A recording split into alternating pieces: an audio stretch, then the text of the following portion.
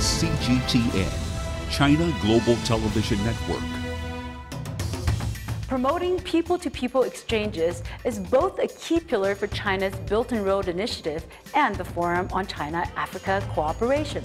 The Forum, of course, is China's blueprint to elevate the China-Africa relationship to a comprehensive strategic cooperative partnership, and that's from President Xi Jinping.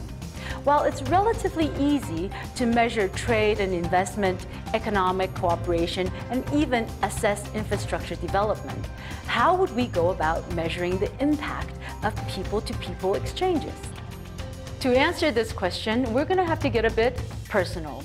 In today's program, we're going to look through the lens of three very personal stories and try to get a glimpse of what people-to-people exchanges will do for the future of China-Africa relationships. I am Liu Feifei, and this is Talk Africa.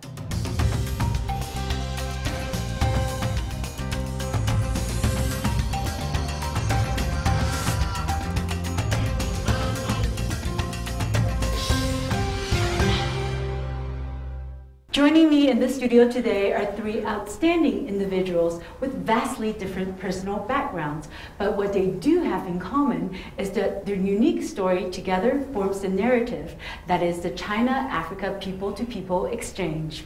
But before we begin our discussion, let's meet our guests on their own terms and in their own words. My name is Nakayo Ekwe. I'm 21 years old. I study at the Beijing Jiaotong University in China, and my major is vehicle engineering. So studying in China is great. My only challenge is the language barrier, but I study Mandarin daily and my Chinese is improving. Not only do I read, I also go out to the field to practice. I have supportive sponsors and teachers who ensure that my education progresses well. I'd like to encourage anyone, especially the girls, to come and enroll into my program. Hello everybody, my name is Eric Biegon. I work here at the Kenya Broadcasting Corporation.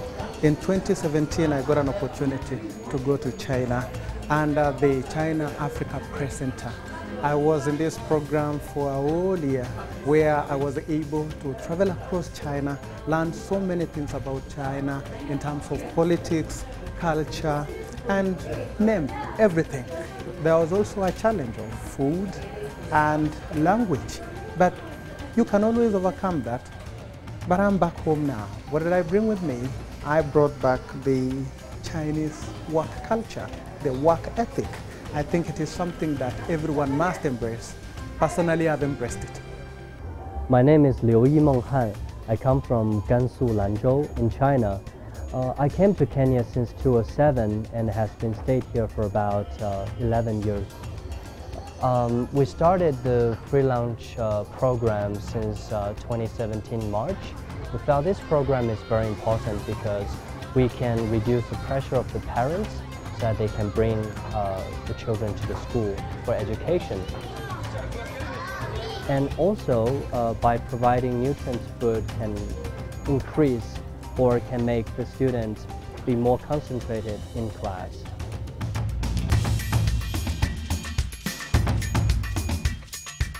Welcome again to the studio to Nakayo Ekwe, who is a student at the Beijing Jiaotong University, but currently an intern on the SGR, to Liu Yimeng Han, who is the co-founder of the Dream Building Service Association, and to Eric Biegon, who is a journalist with KBC. Well, to begin our discussion, I think the one question that's been on my mind in getting to know you is how you embarked on this journey of people-to-people exchange in different countries, different locations, different places from where you started. Let's start with you, Nakayo. How did you end up at Beijing Jiaotong University? I enrolled to Beijing Jiaotong University as a student under the CRBC scholarship, which is under the China-Kenya Road Bridge project. Yes, and I'm currently studying the railway engineering. My major is vehicle engineering. I mean, Nakayo, you make it sound so easy that suddenly you're on this 4-year scholarship, but what was it that you had to do? Was it difficult to find a scholarship? I mean, is it a competitive process? And even before that, how did you start thinking about going to China? When I just cleared my high school, I had performed quite well, and I really wanted to do engineering. So my first instinct was to start looking for a nice school. I enrolled to Nairobi University, but they didn't offer my course. So I decided to apply for the Chinese scholarship that I saw in the newspaper, and I went to take it. Oh, that's great, but you were a good student. I think that's the important thing that you had going for you. In talking with my other guest, Yimeng Han, I realized that when we talked, you said you might not have been the best student in your class. Tell us a little bit about your childhood in China and how you came to Nairobi. Okay, so the first time I came to Kenya was when I was 8 years old. I came to Kenya for 1 year study in a local educational system school. After that year, I went back to China and completed my primary school in China. Then my mom decided to take me back to Kenya because she's working here and doing business here. Then that is the official time I started staying in Kenya. So I spent my primary school, part of my primary school, and my high school and university in Kenya. So that's interesting because you are part of a larger framework of scholarships from the Chinese companies to bring people to China, but you came from individual initiative, right? So that's very interesting. And how about you, Eric? What was it that brought you to China? Thank you so much, Feifei. I mean, I went to China last year, that is 2017, February, and I was in China for 10 months. Under the China Africa Press Center. This is a program that is organized by the China Public Diplomacy Office. And so I got this opportunity in a way that personally at first it struck me because I didn't know that it was really going to happen. But yeah, they needed somebody to go to China for this program, and my bosses recommended me to the Chinese embassy, where I went for an interview, after which the Chinese guys there said, yeah, this is the right person to go for the program, after which I found myself in China, a place which I had only watched in movies, and yeah. Well, that's really interesting because you guys make it sound so easy. Suddenly you were in one culture, and then the next minute you were somewhere else. But I want to understand, before you went to China, what were some of the understandings of China that you had? What did you think about this distant and maybe foreign, exotic land? What were your impressions? Growing up, actually, I cannot claim to have known so much about China. What we knew growing up about China was the Chinese movies.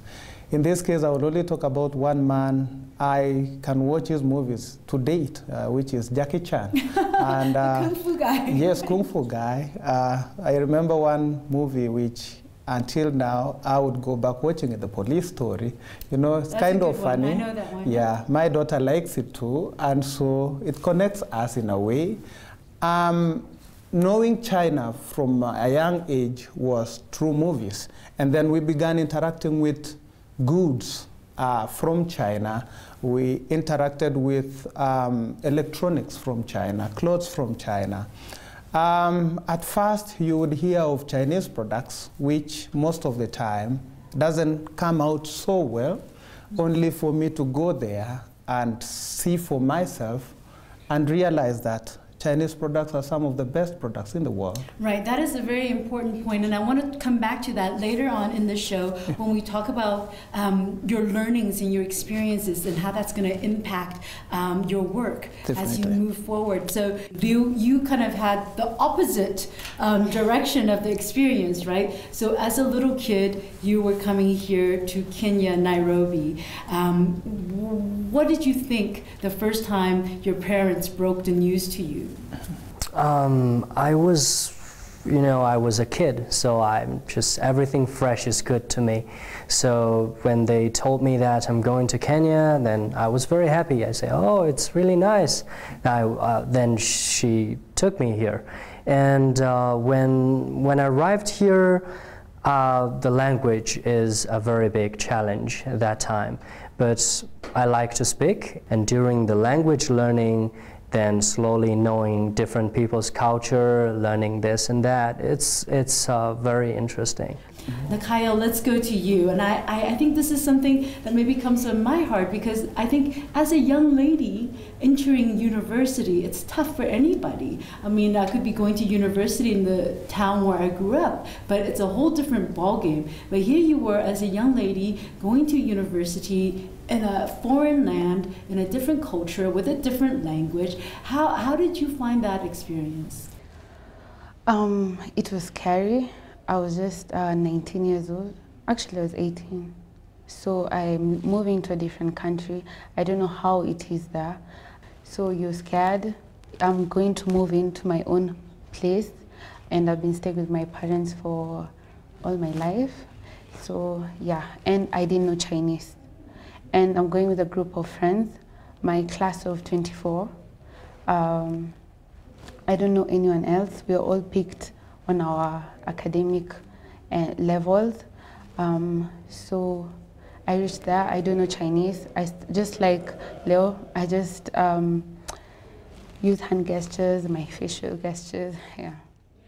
Tell us a little bit about your day-to-day life in China. Besides going to school, what did you do for fun, for entertainment? Did you make some local friends? Actually, I have so many Chinese friends. I like to travel. I like to go to the gym, just do some little sport, keep myself busy. Apart from that, not so much. And I also like to learn more of the Chinese culture, as I'm not really, I didn't really know much about it at that time.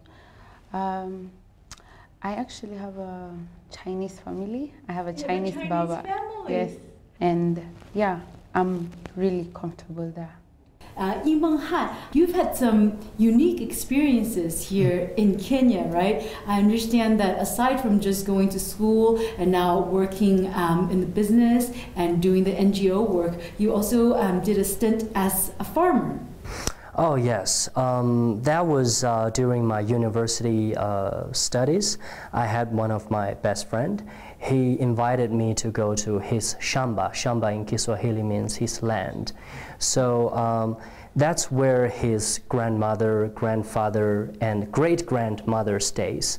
And he took me there for about 2 weeks. So every day we get up, we walk about 40 minutes to the land. We take the djembe, that's the, I don't know, even the English name, the tools for agriculture. And then we go there, we dig, we plant potatoes, we do beans, peas.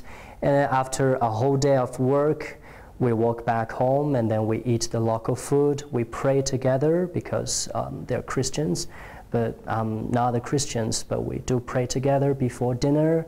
So I remember the first day I was, you know, due to the culture, I was a little bit kind of like polite. So I took one plate of food, and I said, I'm enough.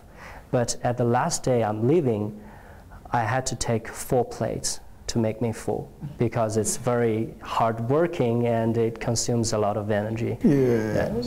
I mean, it's fascinating for me to just hear you talk, because there are so many, the lingo is peppered with local dialect. I don't know if it's Swahili or another local dialect, so clearly you've overcome the language barrier. Yeah. You did learn Swahili. I did learn a little bit. I can speak and communicate with other people, especially also when I go to Mathare, where I work these days. I use some of the local native language, the Luo. They are very happy seeing a Mzungu, that's a foreigner, speaking a local language or Kiswahili, and makes us to be very close to each other. And by understanding their culture and respect their culture, which pulls us really together. And you, Nakayo, I understand your Chinese is very good. Yes, I've been studying Chinese for 1.5 years. I stopped a little bit last year to continue with my engineering basic courses. But I can converse even with Liu here. 你好吗？你好，我很好。Kenya 怎么样？肯尼亚很好啊，我很喜欢肯尼亚本地的食物。你在中国生活的习惯吗？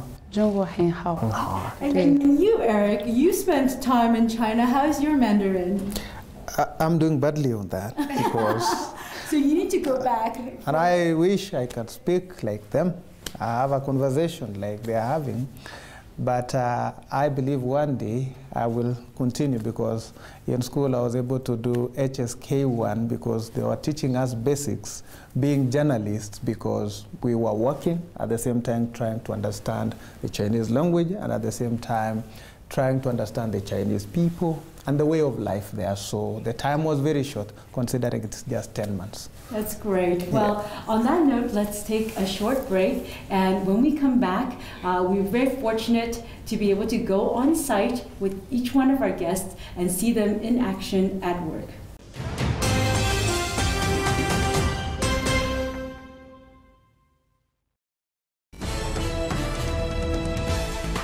China Global Television Network.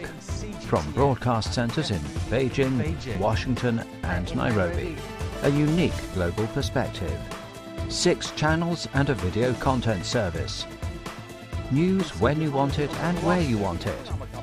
On TV screens, websites, mobile platforms, and social media. CGTN. See the difference.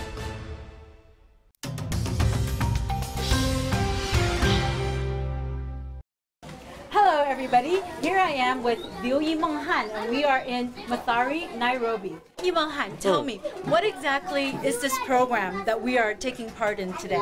Okay, so this is a feeding program which is organized by Free Lunch for Children International.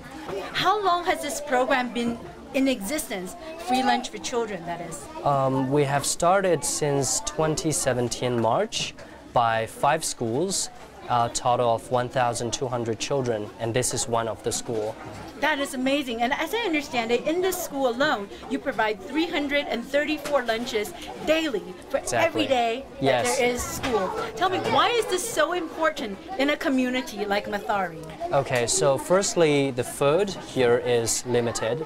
The family does not have very high level of income, so they may struggle to buy food for their children. That's one. Secondly, the children, if there's no food, they may not concentrate. So by providing the feeding program to the school, we can reduce the pressure for the parents, so more parents can bring their children to the school and study, and also to provide enough nutrients to the children. We started in Mathare with now actually 6 schools. We also had 1 school in Kibera, also in Nairobi. And last year we visited different countries and visited different schools in the country. And we wanted to expand the feeding program to other African countries so that we can improve education in different places. Your study abroad program, the scholarship is actually fantastic because it's 4 years and it covers all the costs. But not only that, every year, as I understand it, you get to come home to Nairobi for 2 months. But is it all about fun during these 2 months, or are you doing something else? Yes, we do come home every year, and we come here for 2 months, and this is what we do. I normally have a 1-month internship with Kenya Railways. That's fantastic, and these are the trains that you work on to maintain. Specifically, what do you do as a part of your maintenance responsibilities? I ensure safety and also the efficiency in running of the trains. Like I'll check the compartments and different machines if they're working inside the train, and also along the railway track. Finally, after graduation, when we come back and work for our country, we are finally going to be independent, and hopefully we're going to ensure and promote the economic growth of our country as a individual and as a whole group and team. Now, speaking of people-to-people connections, you and I, Eric, we actually have quite a bit in common, right? I mean, yeah. I'm a journalist, you're a journalist. I work for a national broadcaster, and you work for a national broadcaster. Do the similarities in there, or are there other things that we have in common when we're working? What do you do exactly? I think what we do most of the time, I think, is similar. It only depends on how you choose to work from the other side and how we work from this side. But as a journalist here, my work involves news gathering. As a journalist here at the Kenya Broadcasting Corporation, I work on the political desk, and most of the time I cover politics and governance issues. And what I have to do every morning when I get here is find out what am I going to do for the day. And if I have something to do for the day, then I discuss with my editors, and then we work on a plan on how we are going to execute that story. Now, are you assigned your tasks for the day, your stories for the day, or do you get to have a say in picking the stories that you want to report on? It's both ways. We are assigned, and at the same time, we can also give information on what we think maybe we can do for the day.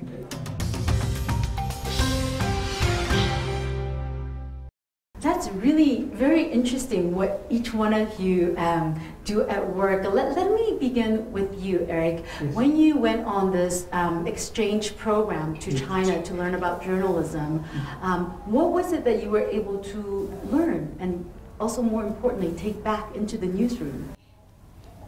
When I look back at the program as a journalist, I think I learned a lot. What the program really wanted us to achieve out of it is for us to understand China and the Chinese people for who they are and for what they are, if I can say so. And so we learned a lot. Personally, I learned a lot, especially when it comes to the Chinese work ethic, which I believe I saw across everyone I met. They are so passionate and so committed to what they do, and I think it's something that, when I look back, is something I want to carry on with. I want to have that in me, and I will also want to see people working with me having that, the desire to work. But apart from that, as a journalist, we always have a way of looking at things.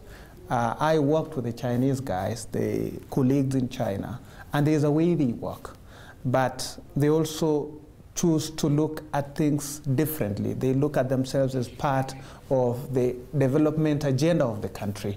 It is something which I want to also see replicated by my colleagues here and my peers in this industry, that we cannot be looking at ourselves as people who just critique, but also focus on areas which can help the country move forward.